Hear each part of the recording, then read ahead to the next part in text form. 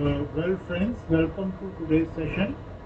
And today we will be starting with the topic ideal question paper. This video will tell you about certain properties which are needed in an ideal question paper. The objectives of this session uh, are that we will discuss what are the characteristics of an ideal question paper, describe the steps in its construction, and describe the detailed analysis of a question paper. And after that, we will be making one question paper, and this will be tomorrow, and analyze it critically.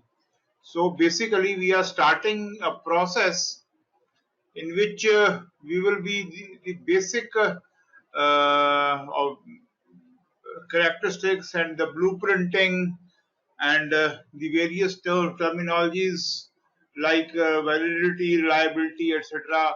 These will be made known to the participants, and gradually we over the period of next 1 week or 10 days we will build these concepts. So the important characteristics of the question paper should be it should have a good validity, reliability, and also usability. Uh, the validity of a question paper is uh, of three types. That is, its face validity, the construct validity, and empirical validity. Uh, to explain these concepts, I had sent you a video, two videos, which need to be seen along with this. I hope all of you have seen them, and uh, after that, those who have not seen them are requested to see them after this session. Now, the face validity is the extent to which a test is subjectively viewed as covering the concepts it purports to measure. It refers to the transparency or relevance of a test as it appears to test participants.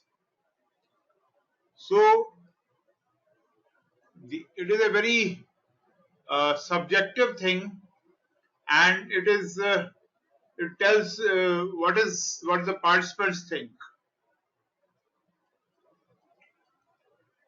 Then uh, the construct validity, it is a degree to which a test measures what it claims or purports, and purports to be measuring, and the construct validity is one of the main types of validity, along with content validity and criterion validity. Now, what do we mean by this? That this is the exact statistical ways by which we know that a particular test is serving its purpose. So construct validity basically is general validity of a measurement device, and there is no definite specific test for to measure constructability, and it is never proven. But it is like we compare it with other methods, and so a student's ability to score in a maths test, and uh, his earlier records and his future records, with that we do the general validity of a test. There is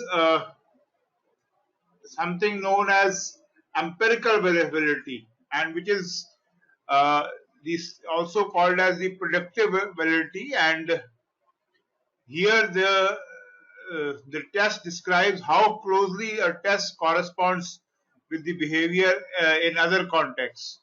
So the students who scores on a test of academic aptitude, for example, may be compared with their school grades or some other uh, behaviors of the student, or maybe giving the test repetitively, they perform in a similar manner. So reliability, and what is reliability is again when the student performs the, this, when the test is given again and again, if they bring the similar results, and to students of similar knowledge. Now, two sources of unreliability are the vagueness of the question and unavailability of an appropriate marking scheme, which means that ideally the persons who are checking the question, they should be having some kind of a model answer sheet, and by which it needs to be checked, and uh, the subjectiveness should not be there.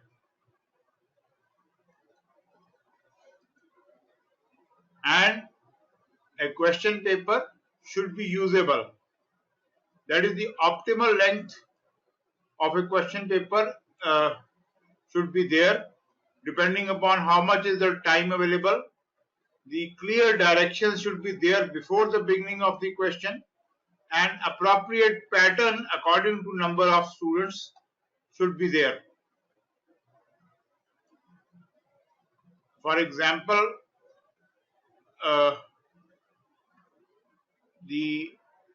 if we have a question paper which is too short or too long, it will again create problems. And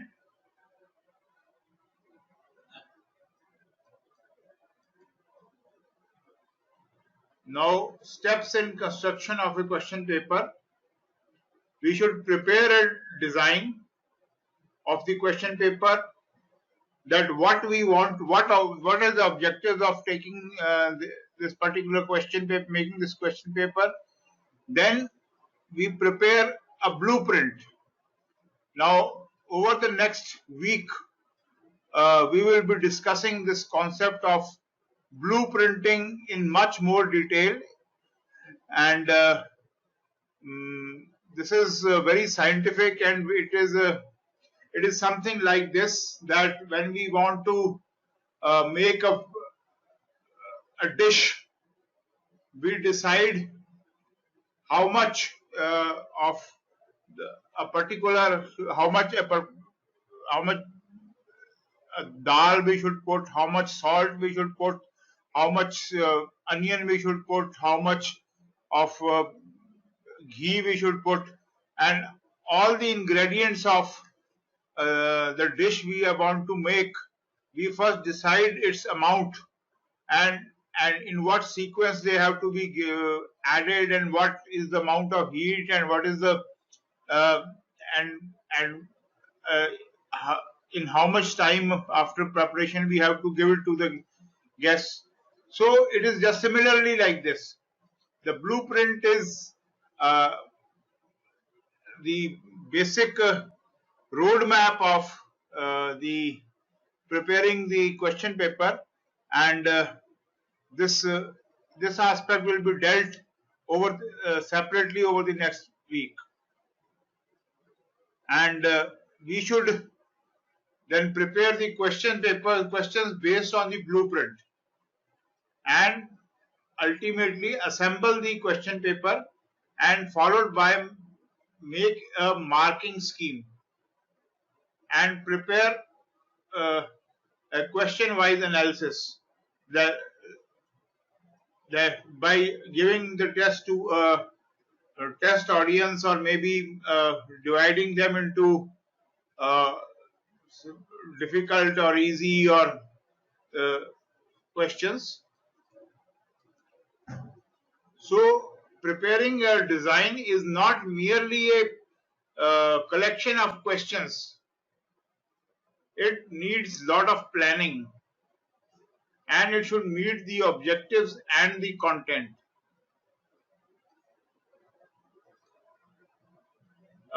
The various objectives of making the test, we should write down the objectives, we should analyze them, and we should provide optimal marks for each objective.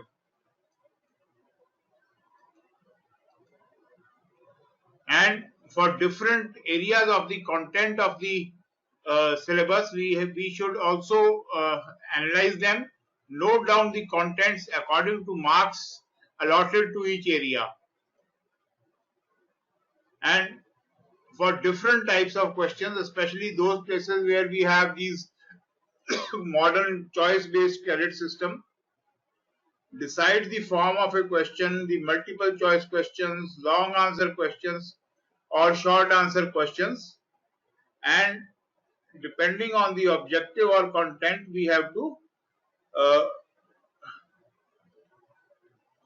make the give its different kinds of weightage and distribute each type of question according to the mark distribution. In the modern choice-based credit system, there is a specified that this is this many MCQs, this many short answer, this many long answer, and each area has got a different thought process behind it. So each section separate the question paper into different types of questions and provide each clear instructions, marks and distribution, and then arrange it in a sequential manner. Then make a blueprint. Take into consideration the objectives, the content and forms of questions. Make them in tabular manner and the number of questions of each form along with its marks. Sum it up for each objective form and then the final total marks.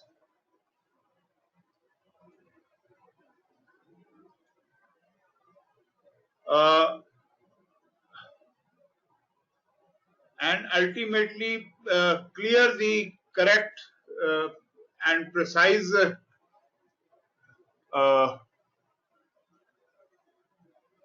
questions, avoid vagueness, abbreviations, repetition, words and grammatical mistakes.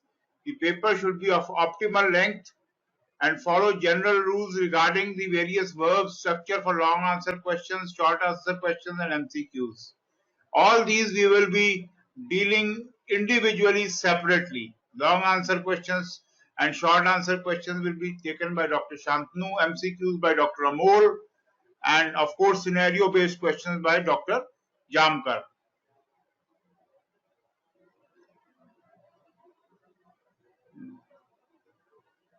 And with all item analysis etc. will be dealt with separately. And ultimately we make a marking scheme outline of the answers with appropriate weight to be given to each point in the answer, and make sure that there is a consistency, uniformity and transparency in the evaluation, and this boosts the confidence level of the assessor. After the question paper is ready, please attempt it either yourself or ask a peer to attempt it, and then create a checklist which can be tallied with the blueprint, and note down any discrepancies if any, and then rectify the discrepancy. Now we will take a small example in a formative examination of 100 marks, in which there are 3 long answer questions of 10 marks each, 10 short answer questions of 5 marks each, and 20 multiple choice questions of 1 mark each. So we have our objectives, in which we have to divide it. Some questions are of remembering, some of our, we have to check the understanding, we have to check the application, the analyzing ability, the evaluating ability, and the creating ability. Also, the content has to be 10 marks in the history. The teaching learning methods can be 20 marks, and also the tools can be another 20 marks. Assessment methods can be given. Now she has taken in some places the test is of the medical education, and the feedback is of 10 marks, leadership skills 10 marks, educational research 10 marks. So this is the content and the objectives. So we give the long answer questions in remembering and analyzing of 10 marks each, and also the short answer questions we can give to understanding, to analyzing, to applications, and also the remembering and leadership skills, and also one question of the evaluating type of category in educational research. I mean, these are the various processes, the remembering, understanding, application. These are the objectives we are to check. And also we can also use some other multiple choice questions, 5 in the teaching learning tools, and also check the understanding of the person, and also the leadership skills. So this way, we under various headings we have to divide the question paper, and at the end we will check the checklist for your own question paper. Check the header, check whether the instructions are written clearly, and is the overall marking system right? Is each question framing grammatically correct? Is each section appropriately arranged? And is the overall length of question paper appropriate? So make sure that all these points are taken care of, and do a question-wise analysis. Tally each question in the form, with form, its content, whether it is in line with the blueprint. Are the marks allotted for each question justifiable? Is each question clear, concise, and addressing only one objective? So basically all these checklists are to be there. There are many checklists available which we will try to share. And after the administration of the question paper, analyze the answer not only for marks, but look at the pattern of question paper solving by different students. Is there any particular question which is skipped by most of the students? And is it attempted by, which questions are attempted by maximum number of students? Which questions are answered very nicely? Which questions are vaguely written, and which are answered wrong by maximum students? So there is a new concept coming up in the system which is known as curriculum mapping. So different kinds of students, they depending upon their knowledge level, they answer different types of question differently. So we can, based on their answers, we post after the formative assessment question paper answer sheet, we divide the student according to their responses, and do a dynamic uh, curriculum in which we create cohorts of students depending upon their answers, and those skill sets which are not available to those students who to a particular group of students, we take their classes, or they change the method, do a discussion group or a tutorial differently. So this is after a administration of a question paper, especially for formative assessment, we have to analyze the answer sheet and then find out which questions are skipped, handle those, teach them, and then in future we can also give lesser marks to those which are attempted by maximum students and more marks to those which are done wrongly by most students. Phenomena known as item analysis in the context of MCQs, and select all such questions, analyze them, and then work on reframing. After the revision, peer team feedback on reframing is done, and you reuse those questions in the next examination and reanalyze. Ultimately, we have to create question banks. We must have validated question banks, and which takes occur, a phenomena happens over a period of time. In India, the competency-based learning methodology is coming, and we must be ready for initial hiccups. But over a period of time, when we have a large database of questions and large database of problems and which are solved over a period of time, then we will have a huge question banks which are validated. Ideally, multiple medical colleges must join hands in creating these question banks, so that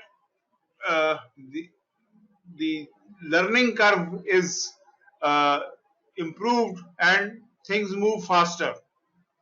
Otherwise, we are, in my opinion, we will be having a very long period of chaos. So in these question banks, we can have the university question papers, institute question papers, and topic wise question papers, forms, marks wise question banks.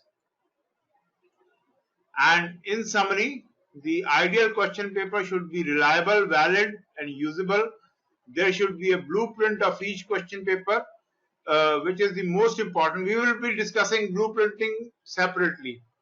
An answer paper should not only be analyzed for the marks, but also for the pattern of answering by the students. And question bank should help to reduce the time taken for constructing an ideal question paper. So this is basically the presentation provided by Dr. Sunita.